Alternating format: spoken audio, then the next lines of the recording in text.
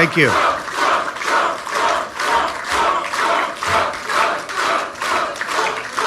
Thank you, everybody. Thank you very much. It's great to be with you this afternoon. And today, we begin a conversation about how to make America safe again. In the 20th century, the United States has defeated fascism, Nazism, and communism. Now a different threat challenges our world: radical Islamic terrorism. This summer, there's been an ISIS attack launched outside the war zones of the Middle East, hard to believe, every 84 hours. Here in America, we have seen one brutal attack after another. 13 were murdered and 38 wounded in the assault on Fort Hood. The Boston Marathon bombing wounded and maimed 264 people and ultimately left 5 dead, including 2 of our great police officers.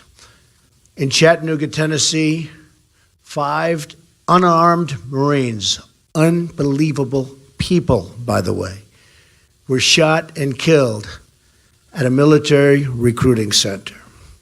Last December, 14 innocent Americans were gunned down at an office party in San Bernardino.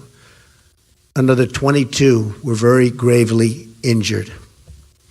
In June, 49 Americans were executed at the Pulse nightclub in Orlando. Another 53 were badly injured.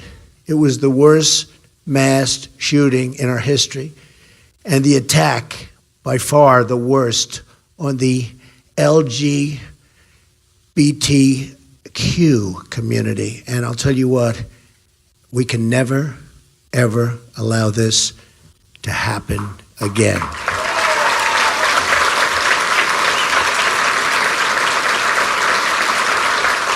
In Europe, thank you. In Europe, we have seen the same carnage and bloodshed inflicted upon our closest allies. In January of 2015, a French satirical newspaper, Charlie Hebdo, was attacked for publishing cartoons of the Prophet Muhammad. 12 were killed, including 2 police officers, and 11 were wounded. 2 days later, 4 were murdered in a Jewish delicatessen.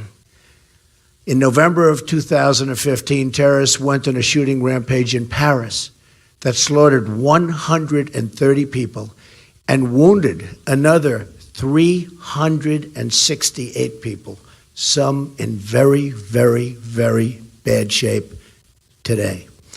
France is suffering gravely, and the tourism industry is being massively affected in a most negative way. In March of this year, terrorists detonated a bomb in Brussels airport, killing 32 and injuring 340 people. This July, in the south of France, an Islamic terrorist turned his truck into an instrument of mass murder, plowing down and killing 85 men, women, and children, and wounding 308 people. Terrible. Among the dead were 2 Americans, a Texas father, and his 11-year-old son.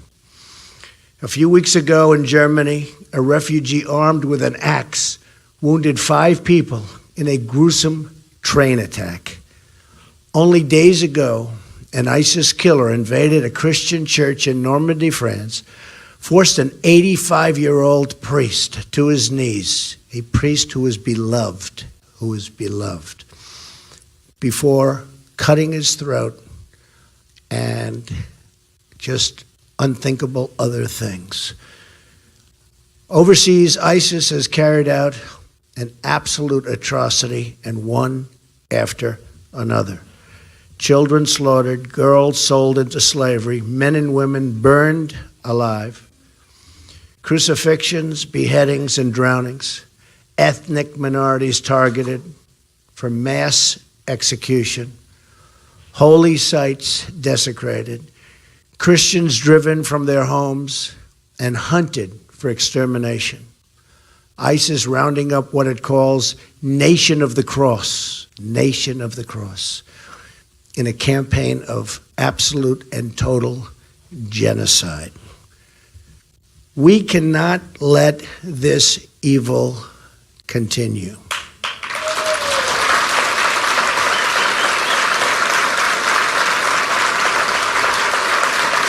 Thank you.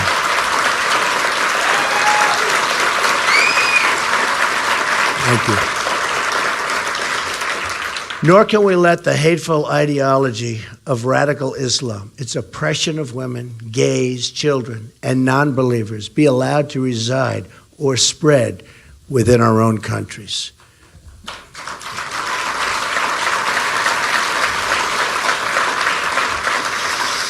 We will defeat radical Islamic terrorism, just as we have defeated every threat we've faced at every age and before. But we will not, remember this, defeat it with closed eyes or silenced voices. We have a president that doesn't want to say the words. Anyone who cannot name our enemy is not fit to lead our country.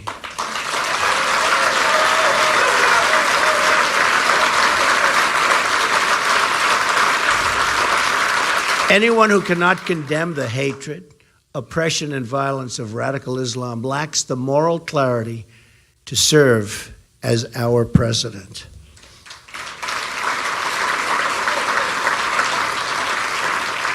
The rise of ISIS is the direct result of policy decisions made by President Obama and Secretary of State Clinton. Let's look back at the Middle East at the very beginning of 2009, before the Obama-Clinton administration took over. Libya was stable. Syria was under control. Egypt was ruled by a secular president and an ally of the United States. Iraq was experiencing a reduction in violence. The group that would become what we now call ISIS was close to being extinguished. Iran was being choked off by economic sanctions. Fast forward to today. What we have, and think of this, and the decisions made by the Obama-Clinton group have been absolutely disastrous. Libya is in ruins. Our ambassador and 3 other really brave Americans are dead, and ISIS has gained a new base of operations. Syria is in the midst of a disastrous civil war. ISIS controls large portions of territory. A refugee crisis now threatens Europe and the United States. In Egypt, terrorists have gained a foothold in the Sinai Desert near the Suez Canal, one of the most essential waterways of the world. Iraq is in chaos, and ISIS is on the loose. ISIS has spread across the Middle East and into the West. In 2014, ISIS was operating in 7 nations. They were in 7 nations. Terrible, but that's what it was. Today, they're fully operational in 18 countries with aspiring branches in 6 more for a total of 24, and many believe that number is actually 28 to 30 countries. They don't even know. The situation is likely worse than the public has any idea. A new congressional report reveals that the administration has downplayed the growth of ISIS, with 40% of analysts saying they had experienced efforts to manipulate their findings. They're trying to make it look much better than it is. It's bad. At the same time, ISIS is trying to infiltrate refugee flows into Europe and to the United States. Iran, the world's largest state sponsor of terrorism, is now flush with $150 billion in cash released by the United States. Plus, if you remember from 2 weeks ago, another $400 million in actual cash that was obviously used for ransom. Worst of all, the nuclear deal puts Iran, the #1 state sponsor of radical Islamic terrorism, on a path to nuclear weapons. In short, the Obama-Clinton foreign policy has unleashed ISIS, destabilized the Middle East, and put the nation of Iran, which chants death to America, in a dominant position of regional power and, in fact, aspiring to be a dominant world power. It all began in 2009 with what has become known as President Obama's global apology tour. We all remember. In a series of speeches, President Obama described America as arrogant, dismissive, derisive, and a colonial power. He was describing us. He informed other countries that he would be speaking up about America's past errors. He pledged that we would no longer be a senior partner that sought to dictate our terms. He lectured CIA officers of the need to acknowledge their mistakes and described Guantanamo Bay as a rallying cry for our enemies. Perhaps no speech was more misguided than President Obama's speech to the Muslim world delivered in Cairo, Egypt, 2009. I remember it well. In winning the Cold War, President Ronald Reagan repeatedly touted the superiority of freedom over communism and called the USSR the evil empire. Yet when President Obama delivered his address in Cairo, no such moral courage could be found or would be found. Instead of condemning the oppression of women and gays in many Muslim nations and the systematic violations of human rights or the financing of global terrorism, President Obama tried to draw an equivalency between our human rights record, and remember this, our human rights and theirs. The records are unbelievable and unmistakable. His naive words were followed by even more naive actions.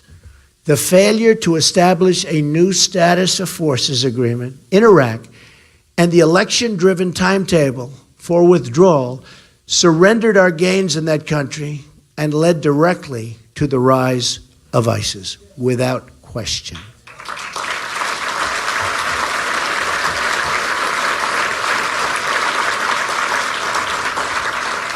The failures in Iraq were compounded by Hillary Clinton's disaster, total disaster, in Libya. President Obama has since said that he regrets, and really regrets, Libya and the mistake he made. He considers it his worst mistake. According to then Secretary of Defense Robert Gates, the invasion of Libya was nearly a split decision. But Hillary Clinton's forceful advocacy for the intervention was the deciding factor. That's why we went in. With one episode of bad judgment after another, Hillary Clinton's policies launched ISIS onto the world stage.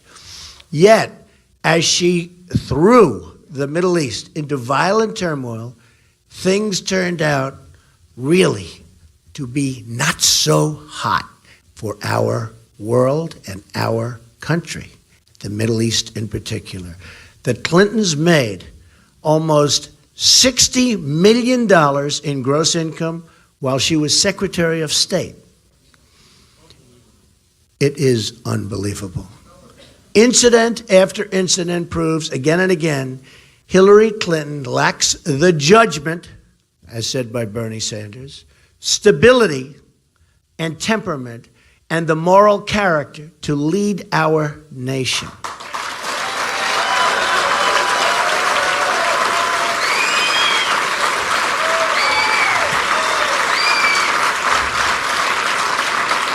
Importantly, she also lacks the mental and physical stamina to take on ISIS and all of the many adversaries we face.